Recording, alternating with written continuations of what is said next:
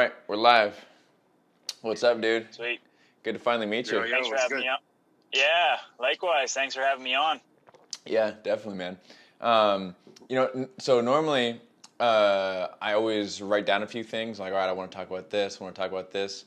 I didn't write anything down for this one because, like, intentionally though, because I was like, there's so much shit that you do that I'm interested in, and like I'm just like genuinely excited to talk about. I was like, I don't really think I need any notes for this. Like, so much to get into. So, I guess Awesome. like to start. Well, let's just start with telling people who you are and kind of the how you kind of sum up what you do, kind of. Yeah. So my name is Jesse. I'm from Saskatoon, Saskatchewan, Canada. I'm a professional martial artist, kickboxing instructor, and a full-time van lifer. So I've been living in a van with my dog Layla for over 2 years now. So yeah, that's pretty much sums it up. And I had just recently started an online business, so I guess you could say I'm kind of a online coach as well. Nice, cool. Yeah, well, we're gonna definitely get into the business because I want to talk about that as well. But so what kickstarted the whole van life thing? Because it's something that, let's see, if I didn't meet my wife, because you know that's like, different situation. But if I was single, I didn't meet my wife, like, to me that's like, dude, it's dream life. But I think a lot of people feel that way, and at least I think they do. Maybe just you and I are crazy, but that's it seems that way. It seems like the coolest thing, But nobody really will like go for it. You know what I mean? Like, oh, that seems cool, but they don't have, I guess, the balls to kind of really get it started. So, how was that transition like? And what was there a moment where you're like, you know what, I got to do it. I'm going. Well, it's funny. I think a lot of martial artists, we tend to be like minimalists at heart. Like, we like to just focus on the very select few things, and Yes. we're pretty good at executing and getting rid of distractions. So my head coach said the same thing as you, Nick, where he was like, if I didn't have the wife, I might have to live in a van right next to you. So I think a lot of people are, if they didn't maybe have the, obviously he's super happy, but if she wasn't there, he would probably be living right next to me. So I think it's a pretty common thought process anyway in the martial art world. Hey, I've thought about it too. Who's since I was a kid. Who's got the leaf blower in the background? That's us. Is it? I can't hear it. Is it me? you. Let me that door. close some doors behind me. My headphones are noise canceling, so I was like, "This is you guys. What's going on here?" Give me 1 second. You're the culprit. Let me close the doors. Yeah, man, it's funny. You said that. I've had, like, since I was a kid, I used to think about that. How awesome would it be to live in a RV? Like, not even a big one, but like, you're not tied down to anything. The world is your oyster. You go wherever you want. You guys start yet? Yeah. I'll just cut this out. Okay. I'll try to be quiet. I'm gonna leave pretty quick here. Yeah, no worries. It's all good. So yeah. So picking up from there. So yeah, I definitely think probably a lot of people feel that way. But was it just like an idea that you had, and you were just like, "Yep, I'm just gonna go with it," or was there like a catalyst that kicked it off? There's so many different reasons and things that kind of slowly led up to me making the drastic change that I did. But, when I was creeping on to age 30, I think I was like 28 years old, I started getting this kind of vision or this idea in my head of who I could become. And I know that I was very far from that, doing what I was doing. But for some reason, I just had this idea and this belief that I could actually change my life around and turn it around at age 30. And because at 20 years old, I had bought a house with a friend, and, I really jumped into the whole rat race and had some pretty serious debt early on without really knowing who I was or what I wanted to do. So now I had this financial pressure to kind of keep up with the Joneses and make my payments, and every year I was getting further and further away from my goals. And now talking about that vision that I had, it was similar to Arnold Schwarzenegger. Like he said, when he was a young kid, you'd always envision him walking down the sidewalk and breaking the concrete, So the vision was there first, and then he just created the process to get there and the steps to get there. So for me, I've heard that phrase before. I didn't having know it was an Arnold thing. The like walking down the street and cracking the sidewalk. I've heard that before, but I was watching Total Recall yesterday. Oh, no shit. that's nice. It Yeah. was so soothing to watch that movie. Put me right to sleep. Yeah, I think he said it on a Tim Ferriss podcast. So yeah, when I was 29 years old and I owned a house and a new truck and all the credit cards and I had a $400 clock on the wall and all this nice stuff. What did you do? And I sold cars, so I was a salesman, and I also poured concrete. So between those two jobs, that's what I did for a living. Yeah. A $400 clock. What is that? Dude, why is that? It was like this massive clock, just like with like kind of old Roman numeral numbers. I got it from Urban Barn. Just that sounds right. I don't know what Urban Barn is. I don't think we have that down here, but I have the equivalent in my mind. It's just like a fancy furniture store that you go and waste money and buy designer shit. Yeah, that's about what I had in my head. Like a hipster kind of place. Sounded like it, yeah. Yeah. So yeah, like once I kind of had that vision and I knew to create the process, it was just starving my distractions and feeding my focus. So anything that was a distraction or getting in my way, I was cutthroat. I just, whether it was people, things, objects, jobs, whatever it was, I snipped it out of my life. How did it? Oh, sorry. Go ahead. Finish. Oh no, I was just saying, and again, just going back to the starving distractions. I kind of just had no sympathy, really, as cold as that might sound. I knew the more I was doing the things that were taking me away from my passion or whatever, my dream life, it was just prolonging the process. So snip, snip, snip. I just didn't hesitate. Yeah, for sure. How did it affect your personal relationships when you made the transition? Was everybody pretty cool, or were people kind of like, well, what are you doing? There was a little bit of that for sure. Like there was a bit of judgment, especially when I first did it. I did a lot of mainstream media, and mainstream media, you get a lot of the old heads and people that aren't really in the social media world where they're seeing other ways of living. Yeah. So when I did those interviews, then the hate came in. People are like, "Oh, can we swear on this show or maybe not?" Go ahead. Yeah, that's fine. Yeah, so they were just being pretty nasty, like, "Oh, Saskatoon's got another fucking bum on the streets," and like a lot of people were just like talking shit, but everything just fueled the fire. Whether it was love or hate, it was just fueling me regardless. So I was in a good headspace. I had made up my mind. So any judgment that I received, I didn't care. I had the vision. I knew where I was going. It didn't matter if other people knew that. Yeah, I guess if you already made a decision to be a fighter, you kind of already have to have the type of mind that can go all in on things and block out kind of like the naysayers. Yeah, right. Yeah, you already kind of have to go through that once. Yeah, and I kind of just view kind of that stoic mentality where, just to not be disrupted by exterior things, whether it's people or circumstance or environment. I wanted my mind to be tough. So anything that came my way, it was fuel to me, good or bad. But my parents and my friends were really supportive. My dad's a real estate agent, so when I called him and was like, "I want to sell my house," he's like, "You sure?" All right. For one, he was like, "Sweet, I'm gonna make some money," but also he's like, "Really, you're gonna sell your house? Like you're just gonna live in this old rusty van?" But he, my parents really wanted me to live on my own terms and think for myself, so he just kind of saw it as that. He's like, "Well, look, if my kid wants to do that, then I gotta support it." So that they did. So I know you have like a business. That's awesome.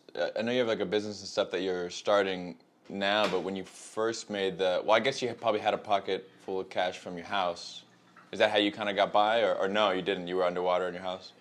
No, yeah, I had just barely sold my house. Like the market was getting pretty rough, and my dad actually hooked me up big time. So he actually, for me to make anything, like when I started van life with $1,500 in my pocket. That's nice. it. So my dad had to remove his commissions for me to actually sell the house and walk away with a little bit. So my dad hooked me up big time when he sold it, and he didn't make a penny.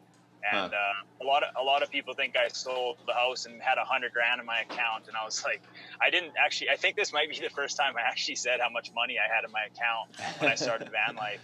I kind of kept it under wraps, but yeah, that was the scary part, but it was also the exciting part because I knew I had no other option. I was very little money. I left my other job, so it was go time. How did you get by?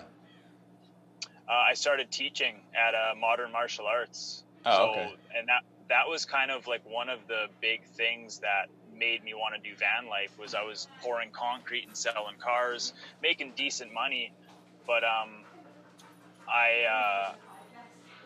Sorry, go ahead. I knew it. Well, I started training at this gym, and I remember I took my coach out to coffee, and I asked Kurt Southern if I could teach there, if he would kind of take me under his wing. He was nice. pumped about it. He's a cool guy. Oh, nice, good, yeah. He's so great, big mentor, big impact in my life. But once he started doing that, and I started teaching my 6 a.m. class, it just opened my eyes to another world. And this was when I owned a house still. And once I started doing that, I was like, okay, either I can go back to pouring concrete once the season starts again. Sorry, Jesse. Nick, I think there's a sound behind you. My dog was drinking water. Yeah, it was my dog drinking water. Hold on one second. My dog's chilling. She's right next. I'm sorry. She's cool. I'm sorry. How old is she? She's eight and a half. I will clip that. I'm gonna cut that out. So repeat your question. There's usually not so much background noise in my house, but pretty much everybody has a day off today. Usually right now this is a quiet time, but everybody's home from work. Is that a golden retriever you got there, Nick? I got 2. Yeah, I have 2 Goldens, and I have a little ugly rat dog back there. He's actually my favorite. He's my little boy from I don't know how old he is. I got it from the pound over 10 years ago. Nice. But they just came in from a walk, so they're like pounding water. That's the noise you're hearing in the background, but they should be done in a second here. I'm used to it, man. Just you guys know, Layla might bark and bite the glass soon because I'm in a parking lot right now and there's a lot of people walking by. But so far she's been quiet. Oh, so nice. Fingers crossed. Did you have Layla at your house? Yeah, I've had her for 8.5 years. Had her since a pup. Oh, okay. Was her like, what was her attitude like when and she was like, I'm in the van, like, I bet was she, I'm assuming she was more happy, right? Like she had all kinds of freedom, or she that was one of the biggest things that like kind of affected me a little bit when people would judge how I was treating my dog, and when they saw I was moving in a van, they'd always say, oh, poor Layla. But my thing was always, most people with dogs, they work 8, 10, 12-hour days where the dog's sitting by themselves, and then even when they get home, they're still busy with stuff, so all they do is open the door, let their dog run outside to pee, and then let it back in. There's no real interaction, where with me, like I'm just with her 24/7, especially now with this online business where I can still earn money but be in the van, go for walks with her. So her life improved drastically. She actually lost like 25 pounds, and wow. Yeah, she's been doing really good ever since. Sorry, bro. I'm getting ready for practice. Was it loud? No. The video clipped over to you as you were. You're just like chugging this huge thing. All right, well done. Get it in you. Yeah. Well, Layla looks like a pretty big dog now. How big was she before she lost 25 pounds? Yeah, she's about like 105 pounds right now, but she was like 125 to 130. Huge dog. That's a good dog Chunky to have girl. out there. Do you ever run into like sketchy characters and stuff? Like I don't know where you're able to park your van and things like that. Do you get any of that? Like where Layla's got to throw it down or anything like that? All the time. Yeah, oh, really? It happens a lot. Yeah, like I probably in the 2. So I've been living in a van for 2 years and like 3 months or something like that. And I think probably over 20 times now I've had people come up to the van, and I think 19 out of the 20 times she's done her job and just bit at the glass and scared the shit out of people. But was it in the middle of the night? Yeah, it'd be like 2 sketchy. a.m., 3 a.m. Yeah, like I would kind of wake up and Layla would just pop her head up and just go to the glass and just freak. Like, she is a guard dog. Like, she's protective, is really protective. Nice. But yeah, the last time actually, the guy seemed to be so messed up on drugs. Like, I actually was awake, and so I nudge Layla and I'm like, hey, do your job so Dad doesn't have to do anything. You know, but the guy, he was just so spaced out. I kind of saw him like lurking up to the van. Like, I'm like, oh shit, like this guy's on something. Probably seeing if there's something he could steal or something. Well, this guy, it seemed different. It's like he almost knew I was in there because he was like, I could tell he was messed up, and I've never seen him before. And he kept like, look, like all my windows are open just because it's hot, so I sleep with the windows open and the fan on. And all he was saying was like, I just want to talk, man. I just want to talk. And oh, I'm like, shoot. Yeah, I'm on the other end of the tinted glass with a baseball bat in my hand. Yeah. And a 100-pound German Shepherd in here. And so I'm just like, nobody's talking at 3 a.m., man. You gotta go. I'm not in a talkative mood, dude. No, so yeah, I actually had to like threaten him and get pretty aggressive because Layla just wasn't doing it, and she was losing her mind, and the guy he didn't even flinch. So I got pretty aggressive, and then he eventually left. But yeah, so far I haven't had to get out of the van and do any damage or get in any kind of danger, so it's fingers crossed it stays that way. Did you have any, like, was it sketchy for you to sleep when you first moved? You know what, it wasn't. It's become more and more sketchy now that I've dealt with like some shit. Like I've woken up with people in my center console, like on my driver's seat, like no way. Yeah, and like dude, like that's when that affects my sleep. So like the next night, I'm always like, I'm just freaked out that I'm gonna wake up with somebody like invading my house again. So your big windows in the front, like the roll down windows, those are open? Is that how they? They're open, and so either sometimes people can reach and like unlock from there. Yeah. And then just open the door. But yeah, it's one of those things that I'm thankful that I have the training I have, but it's also I don't want to get in that position just because, like, if they have a knife or weapons or multiple people, 100%. It's the last thing I want. But I there's like solo females that do this lifestyle, and I'm like, if I'm kind of freaked out, I can only imagine what their mentality is. Like, it's terrifying. Yeah, that's super sketchy. I was just talking about this like just yesterday or something. Somebody was asking me about self-defense, and I had this conversation all the time. It's like. Like I you know, I don't know how to say this, but pretty much anybody that's my size or even close to my size, and we're gonna have a one-on-one fight, like, I'm gonna be fine. You know what I mean? But like 9 times out of 10, if someone's crazy enough to like break into your house or break into your van or whatever, like, they didn't come in unarmed. You know what I mean? Like when people ask me like, oh, like I want to learn self-defense, can you teach a self-defense seminar or whatever? I'm like, I mean, yes, I could teach you a class, but just go buy some mace, go get a concealed carry license. Like, that's what you need. Like, there's no like, there's no secret move that I can teach you in a seminar. Like, either that or spend a lifetime. You know what I mean? Yeah, exactly. There's no like a 5-finger death punch or whatever the Kill Bill thing is. You know, you kind of there's no fair fights like when it comes to things like that.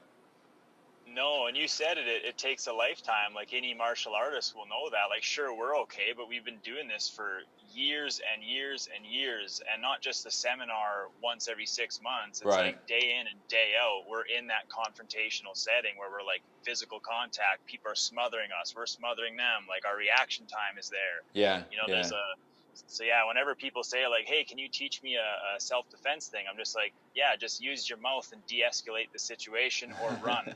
Or run, yeah. You invest in some good track shoes. That's yeah.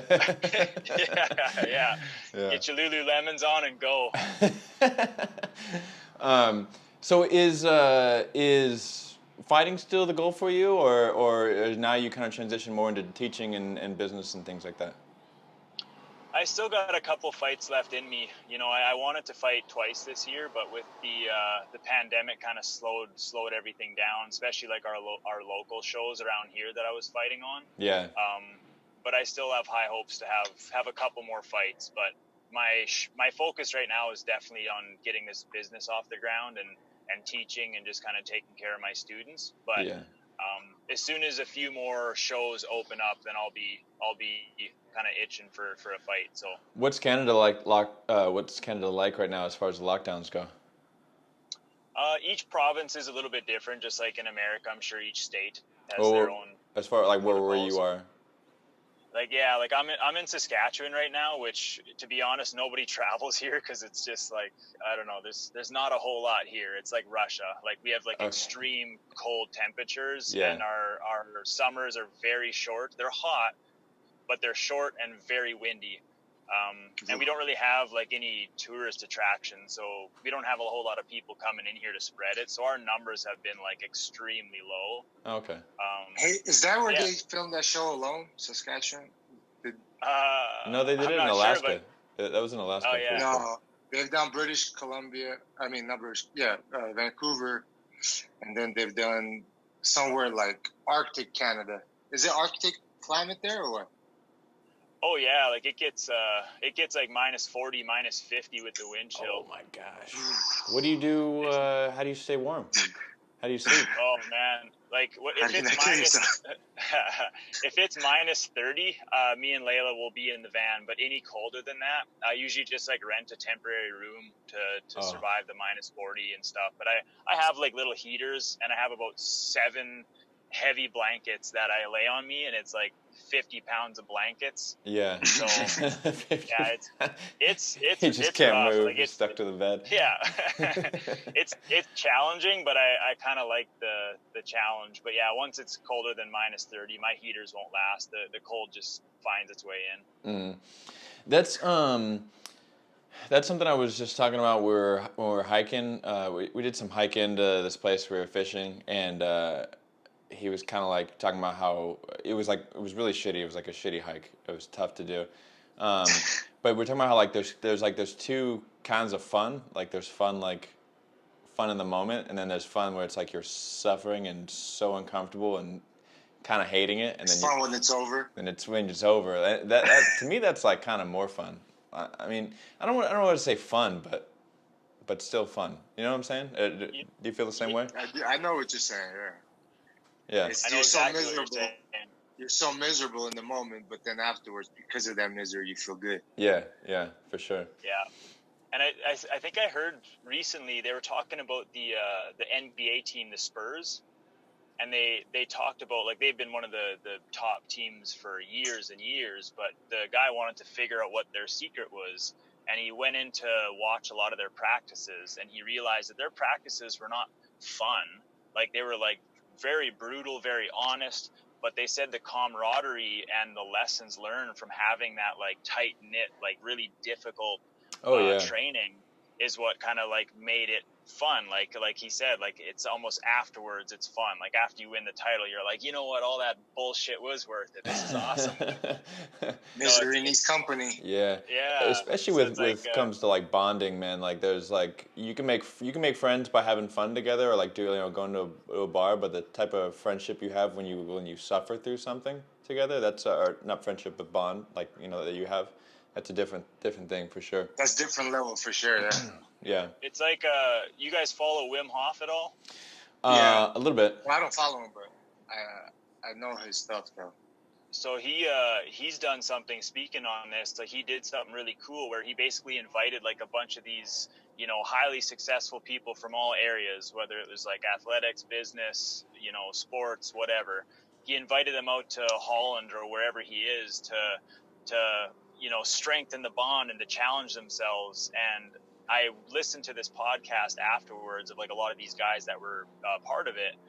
And they said like the friendship and the bond that they went through, because they're doing like cold plunge. Like every morning it's like you just jump in the freezing cold lake and then you climb a mountain in your underwear and you do this breath work, like challenging shit. But yet at the end of it, they're so much more tight with each other than if they just went to the bar, got shit-faced, and had fun. Yeah. That can be fun, Yeah. but it's different. This is like lasts forever. Those memories won't go away. Yeah, for sure. Yeah, that's how we've evolved. Because think about it. If you make it through hardship together, that means that the combination of you two is successful in some way. So it makes sense for you to be bonded and to have that. You get a trust, a different type of trust in each other when you make it through something difficult like that. Mm-hmm. It's kind of like when someone corners you through a fight. I feel like that's super. Yeah, You know, that's another one. you're like close with that guy. Like even though they weren't necessarily suffering, like you were kind of suffering through the nerves and the fear, and you kind of feel like they were there with you. Yeah, you have the heightened emotions. Yeah. Because of it. Yeah. And then, yeah, exactly. That's you've been through the trenches together. Yeah, not even just the coaches, but even like the fighters that are getting in there with you. Like I got, like a lot of my training partners, they have no interest in fighting, but yet when I have a fight coming up, they're in there taking headshots and like getting their liver blasted, but they're there because the pack is succeeding with what we're doing. So they're part of the pack. So we just kind of help each other out so that whether it's me or somebody else fighting, you know, we're all there for each other, even if it means taking a couple shots and getting a couple nosebleeds. Mm-hmm. See, I think that depends on on your gym culture though, because sometimes like going through a training camp and sparring with people is bonding, and other times it's like you have this like kind of awkward like tension friendship where it's like competitive, and you know what I mean. Like Root and I, when I was in Denver, like we were each other's like, I would say #1 training partner, right? Like I train with him more than I train with anyone else. And we're super competitive with each other, but there's no like I don't Malice. know. Yeah. No, it's just like I got you kind of thing. You know, we'll laugh about it afterwards. But then there's other people who are it's like you know, you walk away like you didn't get me. Fuck that. You didn't get me. Like. Yeah. It's so true, but Yeah. I think it's a good balance. Like like as fighters, you almost need it. You need a little bit of an ego. You almost need to be like, I think I got that guy today, but while also being humble. So there's that fine line I find I always have to play. Yep. Yeah, you do for sure. Have you done any of the like the Wim Hof stuff to get you through the cold, or how much do you get into his stuff? Yeah, I do. You know, it's funny. I do it pretty. Our vehicle just pulled up next. Layla might bark. Bear with us. Okay. Yeah, I've been doing it for about 2 years now. Off and on at the beginning, but lately I've done at least one set every single morning. Nice. The breathing exercises.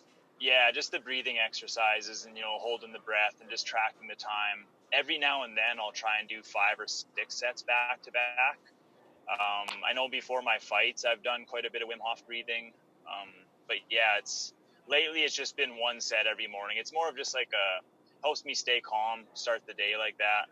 But I don't do anything crazy like 6 or 7 sets. It's actually like, I don't know if you guys have done it, but it's quite demanding. It's quite challenging actually, I find. I used to do it too, and I would get tired. Like I'm doing it after a while. I think the longest, I don't know, what's the longest you held your breath after you exhale? Yeah, 2 minutes and 35 seconds. That's pretty impressive. That's crazy. Yeah, I got up to like minute 45, and I thought I was gonna pass out. I remember when I was a kid. Oh, sorry. Go ahead. No, I was just gonna say it's mind blowing, like to be able to hold your breath on a full exhale like that. And you see some of these surfers and some of the people that are practicing it, they're getting up to like 7-8 minutes. 7-8 minutes? Yeah, like I don't even know.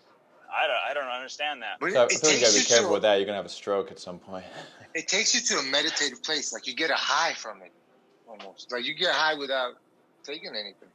Because especially when you're holding the breath, like there's something that happens in your brain.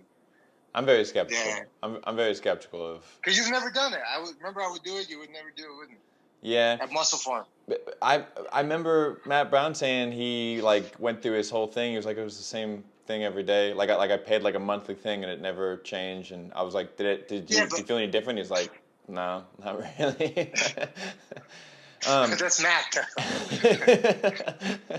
Yeah, he's just like raging at all times. He doesn't. It's no different. But I mean, there's no denying that the cold stuff. I mean, the proof's in the pudding on that. I'm skeptical on the breathing stuff, but that's true. I haven't used it. The only thing I've used it for is if I feel a little flat or like not nervous enough for the fight. I'll do that. I forget what he called it, but the breathing technique that's supposed to kind of bring you up, like like the hypoventilating breathing or hypoventilation breathing. I don't want to do it in the noise because I'll blow my mic out, but just like short, like hard breaths, you know what I mean? Yeah. Like kind of pump you up kind of thing. Yeah. What was I going to get into that? Okay, so yeah, so you were saying, but you mentioned like you start your day off, so that's kind of a good smooth segue into what you're doing with your business. So let's talk about how that applied in your personal life and what you got out of it, and then let's talk about the business side. Yeah. So, when about 5 years ago, I picked up just the simple morning routine of reading every morning and kind of staying off my phone just until I was done reading. So it started out like like anything. You start out really basic and you just slowly kind of evolve and add things and remove things that you don't like. But I started reading because I felt like a dumbass my whole life. I always identified as a dumb athlete, to be honest. Like good old education system did that for me. So I failed tests. I wasn't good in school. So I just assumed like, oh, I must just be a dumbass. That's what it is. So that was kind of like, I remember I traveled to Australia and I started writing in my journal when I did that. And I was literally writing that. I was like, I'm dumb. I don't like it. How can I change it? Reading, podcasting, like all these basic things. So when I got back, I just made the habit of reading every single morning. And in time, I started reading about all these, the titans of the world, these highly successful people in all areas. Again, whether that's sports, business, relationship, whatever. And just this reoccurring theme kept happening where I was like, they all have these savage morning routines. They're all taking care of themselves in the morning. So no matter how hectic and chaotic the day gets, they've already taken a full hour to recharge the battery and give themselves the inspirational and informative information right in the morning, whether that's meditating, exercising, reading, or all of the above. Start your day off right.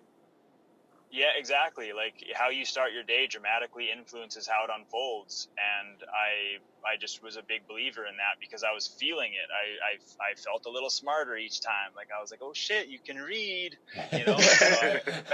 Check that one off the list. Yeah. And another nice thing with like starting your day right like that is like you're almost just giving yourself a hurdle to step over. Like life is going to have so many hurdles for you to jump over, and if you put one on your own terms in front of you every single morning and you step over it, you've already kind of have momentum and confidence on your side. So that was another thing is I did struggle with confidence and I just had a lot of insecurities and stuff. So just my power was coming from this morning where I would get up early and I would do these things that I knew were challenging, but it was like, this wasn't life punching me in the face. This was me like giving myself a hurdle, step over it, start your day with momentum. And over time, it just started snowballing and it was really impacting my life.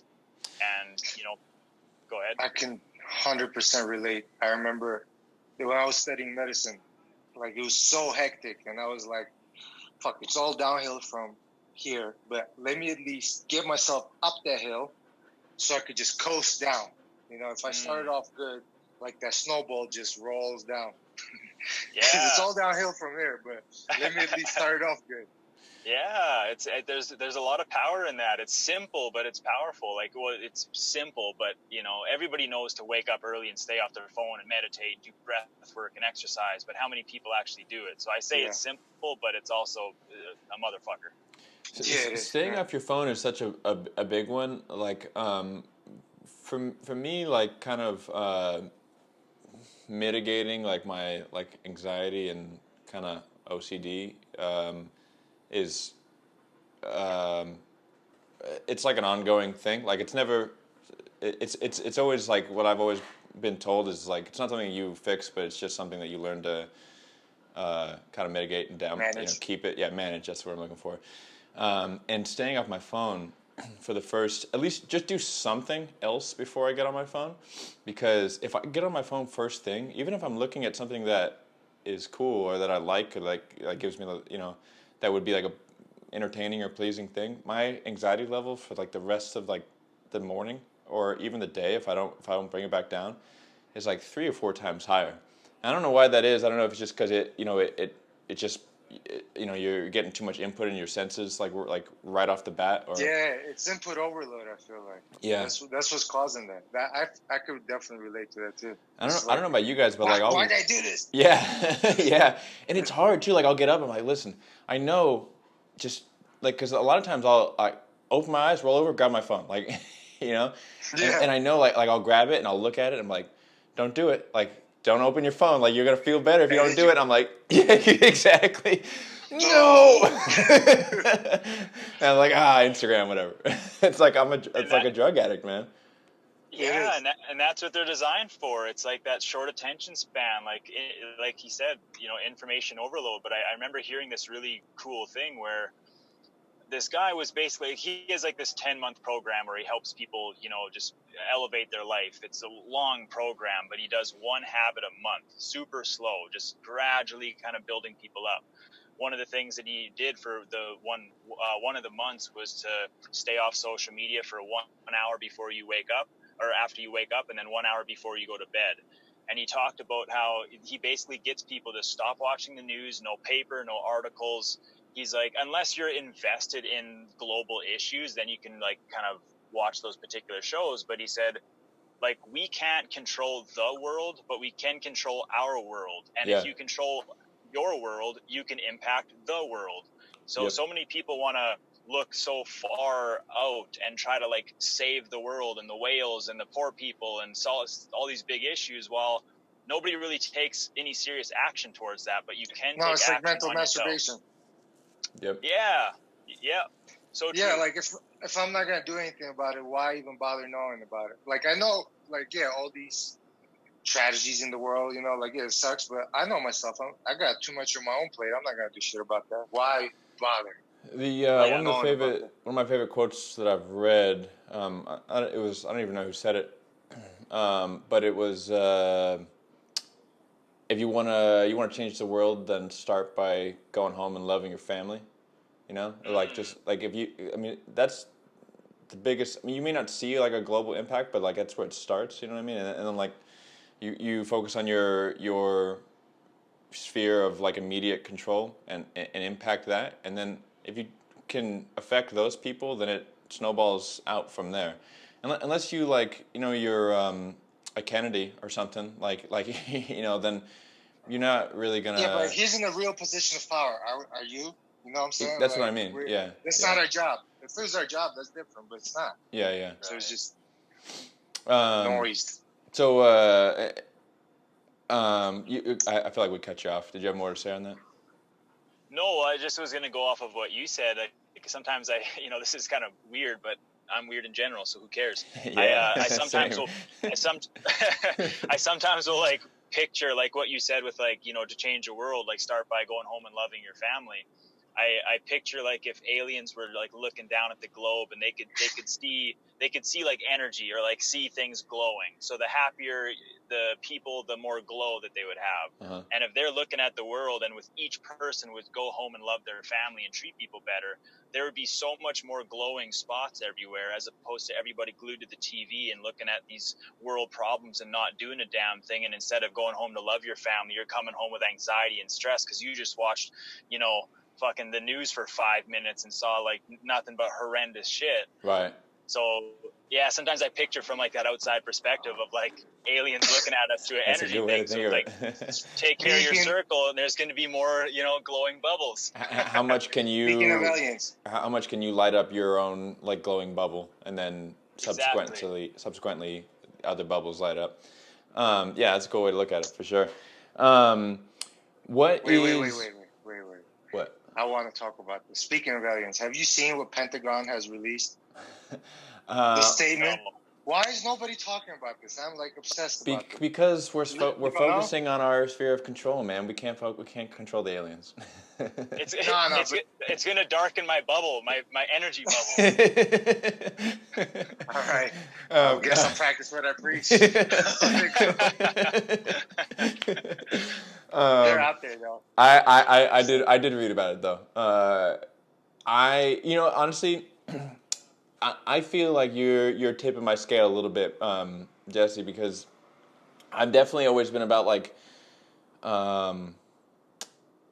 not staying off as much as I can about social media. I'm super like aware of like my addiction to it, and I do a bad job, but at least I fight the good fight every day. Right. But It's not much, but it's honest work. Yeah. But my thing with like news and stuff was like, all right, well, if I want to have like an impact on the world, I kind of needed to know what's going on in the world, and and but I don't know. Maybe I don't. Maybe I feel like you're tipping my scales because I've been thinking about it back and forth. Like maybe I'm not going to do anything about those anyways. But like I'm not able to. Why don't I just think about like, all right, what are the problems in my immediate surrounding and how can I work on that? And I feel like I may delete a couple of my news podcasts off my line. I don't know. I don't think I'll ever block it out completely because when it comes up, the older I get, the more I feel like I have to at least have like when it comes up in conversation, like I don't want to be like, I have no idea what you're talking about. Like I want to at least know a little bit of something, but I feel like I invest way too much time into it. I probably spend like maybe 2 hours out of the day listening to the news, which is What? well while I'm That's driving. a long time. While I'm driving, because I have Yeah. I have probably 100-minute commute each way, so yeah. Well, and something to think about is like with your skill set, like I don't know what else your background is, but I know you're a fighter, which is like a extremely difficult endeavor that comes with a lot of lessons and things that you can overcome and experience. So for me, it was like almost sharing, like for me to impact the world was to stick to what I know and what I'm best at. So if I have lessons that I've learned from getting my ass kicked in front of everybody I know, or the grind of a fight camp, or cutting weight, or the joys of glory and winning, to try to share that with people in a fun and exciting way. And I felt like that was kind of my best way to impact the world. Yeah. But for you, it depends what your goals are. Like you're a podcast host, so like you said, to be informed is going to help fuel what you're doing. So it depends, I think, what your purpose is. If you can play both worlds, like you said, if you're getting news for an hour or two a day, but it's helping your podcast, which is helping you connect with other people, which is helping you spread a different message, that could be a positive. I think it's just being careful right in the morning and then the moments before you go to bed, that you can kind of unwind and kind of get the information overload out of your head. Yeah. Yeah, we don't talk about any of that stuff on this podcast. I mean, it comes up occasionally, but we just talk about MMA stuff. That's another thing too. Is I feel like there's so many people that just listen to this or that, and then they just kind of regurgitate the opinions that they feel, and like people should just like stick to talking about what you actually know something about. You know what I mean? Yeah, stay in your lane. Yeah, yeah. Yeah. What is we're getting a little over 45 minutes now, so I want to make sure we have enough time to talk about like what you're doing with your business and how you're running it. So give us a rundown on that. Sure. So it in all honesty, it's been in the back of my head for a while, where I wanted to do something that I was proud of and passionate about, but from my phone. Like I've always wanted to make money from my phone, but I'm one of those people that I cannot do something if I'm not passionate about it. Yep. And the pandemic hit, and I lost my job with one text. My coach Kurt messaged me, and he's like, "Hey man, like really sorry, but like this is real. Like we got to shut the gym down, no privates, no classes." And I was like, "Oh shit, that's pretty scary." Like to feel that vulnerable, where I'm like, "Oh man," like. And sure, everybody was vulnerable. So many people had lost their jobs. So I'm not like poor me, but it was just a big eye opener where I'm like, "Fuck!" Like one source of income is terrifying. And all of a sudden, this person that I followed for years on Instagram messaged me and was like, hey, we should do a Zoom call soon. Like, we should chat. And we do a Zoom call, and she like kind of just pitched me with this idea of how to create a program. But she was doing it with martial arts. She was kind of like an online coach for jiu-jitsu, for specifically white belt females. She would kind of help them watch matches, but through a purple belt lens. So she would just kind of like help give them a different perspective on the game at an earlier stage, like something that she wished she had. So she wanted me to do something similar with Muay Thai or kickboxing or MMA. But I know myself enough that I'll burn out. And one thing that I told myself a long time ago, that I wanted to live like Joe Rogan, but my version. Nice. So I wanted to have like 4 income streams, but all 4 of them I had to be passionate about. And I didn't want to do them for 8 or 10 hours a day. I just wanted to really like be like full throttle in all of them. And so when she gave me the pitch, I was like, look, I don't want to do martial arts, but I was like, I'm just as passionate about my morning routine, and helping people, like reading books, educating. So I was like, I want to do that. So that was kind of what sparked it. So when the pandemic hit, I paid for an online coach, and I just started it, and it's been awesome. I'm super happy that I did it. What do you mean paid for an online coach? That is like a platform that you... No, like I paid $1,000 for her help to work with me for 3 months to just kind of give me. Yeah, exactly. Just little tips and tricks. Just because, like, I post stuff on Instagram and, like, I hashtag, but I don't really understand, like, the insights on Instagram. I didn't understand how to create programs. I didn't know pricing points. There was just a lot of stuff that I didn't know. So it was a little bit scary. You lose your job and all of a sudden you're spending money, but I just knew that it was going to benefit me down the road. So I did it. And now, go ahead. So is that where you get most of your clients from? Does it come from like marketing on Instagram, or how do you advertise your business?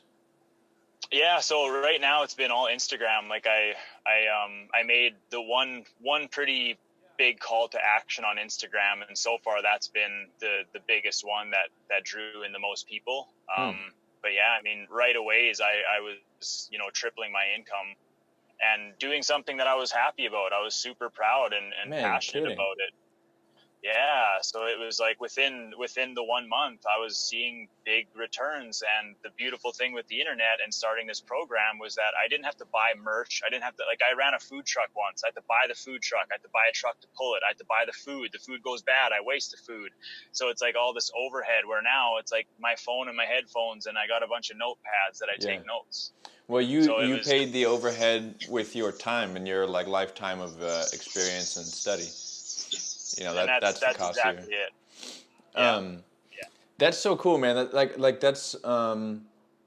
like I said, maybe you and I are crazy, but maybe we are, and that's good. But like, to me, that just seems like that's the idea, like for everybody, right? You get to do what you want to do, and also it's like people are like, well, that's not like the route that you go. That's, you know what I mean? Like, it's not what everyone does. Kind of stick to like kind of the safe thing, but it's like, dude, just put the time in, and you have I mean, you kind of have a degree, like, in a lot of ways. I don't know if you have a actual degree, do you? Or no. Yeah. Remember, I'm the dumb kid. Yeah, right. Which, by the way, you're definitely not, man. You're definitely not. And you know what? I was going to ask you, do you feel like I can tell by talking to you that you're not. Like, do you feel like when you started reading and investing time, you found out that you were wrong, or you're like, actually, maybe I'm not as dumb as they told me I was, or do you feel like you developed it from practice through reading and stuff like that? It changed my life completely. Like, it was just for one, the age that I was trying to learn, but also the curriculum, like the stuff that I was learning that I just wasn't into. So as I started reading and I got to like choose what types of books I was reading, I would just dive into these. Like, I read Shoe Dog by Phil Knight. I cried 3 times in the last chapter. I don't know what that is. I don't know what that is. I'm sure the dog dies. It's the Nike story, the creator of Nike. It's like a business book, and here I am like like crying at the last chapter. So it's like I'll read these books, and like I get really into it because I know that it's like I'm not just trying to read to stack books and have numbers. I'm trying to read to apply. So I'm like reading these books, and I can like I'm trying to put my life in the shoes of, no pun intended, but in the people that I'm reading about. So yeah, it was a big lesson for me to start learning and just understand that I'm like, you know what, you're not dumb. You're just dumb at that particular learning. No, you just didn't care about what they were teaching. Yeah. Like, Yeah. What is I can relate that? to that. What is that Albert Einstein Yeah. quote? It's like if you measure a fish's intelligence by its ability to climb a tree or something like that, you're always going to think it's an idiot. I'm butchering that. That's not it at all. Fish are idiots. Well, yeah, that's a bad example because I thought that when I read that too. I was like, well, fish are dumb. So, but you get the concept. Yeah. So what is your like last thing or two? Because I know Arut's got a. Actually, it's noon right now. You got a hard out, Arut? Yeah, dude. Okay, we can wrap it up. All right, man. So how can people? Well, first, how can they follow you, and then how can they find out about your business if they want to get into some of that?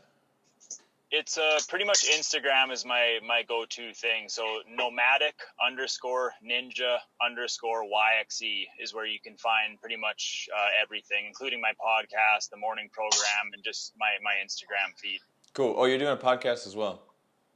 Yeah, I did one for a while. I haven't updated it in a little while because like I said with you, I didn't want to do your podcast a little while ago. To get this business off the ground, I needed all my mental energy, so I just was like wanted to zone out for a little while. But I'll be jumping back on my podcast soon. Yeah. We've taken breaks from our podcast for the same reason. It's like, all right, we're spreading ourselves too thin. Yeah. Okay, cool. So, Arut, give the plugs. Oh yeah, find me on Instagram, time_times. 9999. I almost forgot that. All right, guys. If you want to follow me at Nick Angeloni 155, Instagram, Twitter, Facebook. If you want to subscribe to the podcast, you can find us on YouTube. It's still on my personal YouTube channel. We're probably going to switch it over to its own thing pretty soon. But you can also find us on iTunes, Spotify, and anywhere you get your podcasts. All right. Thanks, Jesse. Really appreciate it, man. This was a cool one. I'm hoping to hopefully we can talk to you again sometime. We can dive a little Yeah, deeper. we should definitely do it again.